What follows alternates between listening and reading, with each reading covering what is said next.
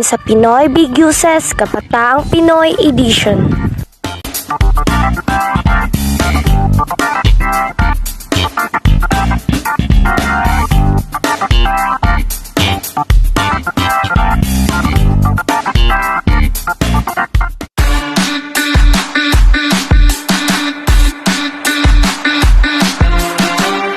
Para sa first task ng mga housemate, magbibideo sila or magre-record sila nang magsusorry sila sa taong nasabihan nila ng masama at nasaktan nilang tao.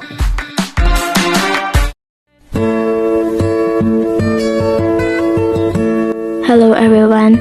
So lang pong sabihin at mag-sorry sa inyo dahil malapit na nga po ang graduation.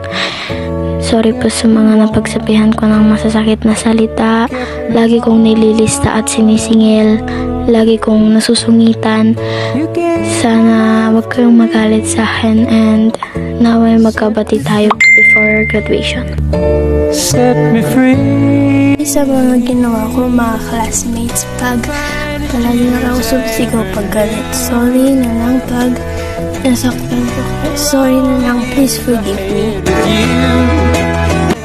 Hello everyone! Ako ay tunay nagsisisi sa bawat bastos na mga bagay na nasabi ko.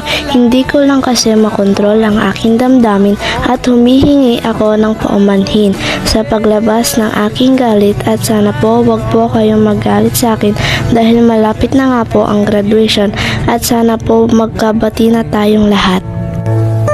Hi there, I just want to say sorry for everything. I just realized that if lost you, my life will turn into black. Sorry that I can't live without you. I feel guilty cause I feel like being cold for you. Para sa taong nasaktan ko, sorry sa mga nasabi kong masasama at sa mga nagawang mali ko at sana ipakita kong hinding magandang ugali. Kahit nangyari sa atin ito, mapatawad mo pa rin ako.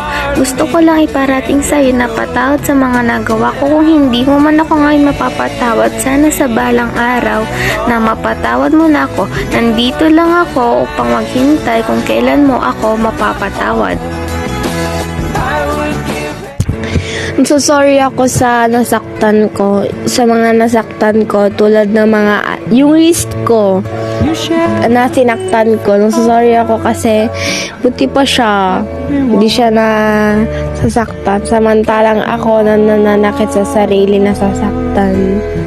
Like naaawa ko minsan, nakikita ko yung risk ko, sobrang dumi, sobrang daming sugat, sobrang daming, minsan dumudugo pa nga, pero one time nakita to ni mami, sabi niya sa akin, bakit nagaganyan ka, bakit baliw ka ba? Tapos sabi ko sa kanya, wala to mami, pinaglaruan ko lang, trinay ko lang yung blade. Tapos sabi niya, ba't mo pinaglaruan, bakit tanga ka ba? Tapos sabi niya, tapos yun, one time tinanong niya ako, sabi niya, ang mga nagaganyan is yung mga may family problems. Bakit may ganun ka ba? Sabihin mo lang sa akin. Like, hindi ko siya masagot nung time na yun kasi kasi pag sinabi ko yung totoo sa kanya, like, malalabas ko lahat ng kinikim-kim ko. Like, ayoko naman na marinig nila na yung panganay pala nila may kinikim-kim na damdamin, di lang sinasabi. Kaya, ayun, nawa ko sa risk ko. Like, ang dumi-dumi. Ganon, daming scars. Sorry sa isa kong kaklase kasi pinagsabihan ko siya ng mga masasamang salita na tanggap ko din galing sa kanya. Parang binawi ko sa kanya. Sorry na lang sa'yo. Binackstab kita at gumawa ko ng story na hindi naman totoo. Sorry na lang. I'm going to name drop who you are. You are Jasmine Ramirez. Sorry po, Jasmine Ramirez. Hi Jasmine, I deeply apologize for all the physical I've done to you. I'm sorry if ganito yung humor ko. Sadyang ganito lang talaga ako pag comfortable ako sa isang tao. And sana maintindihan mo. I'm very very sorry Jasmine. Sana makita pa kita next school year. And sana makilala niyo pa ako. Dahil maiiwalay ako sa inyo. Hello guys, sorry sa lahat ng nagawa ko.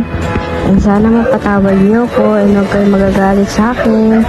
Malapit na ang graduation, gusto ko lang mag-sorry ulit sa inyo. And thank you kahit unti lang pinagsamahan natin. Sana magkaayos-ayos tayo. Bye-bye, thank you!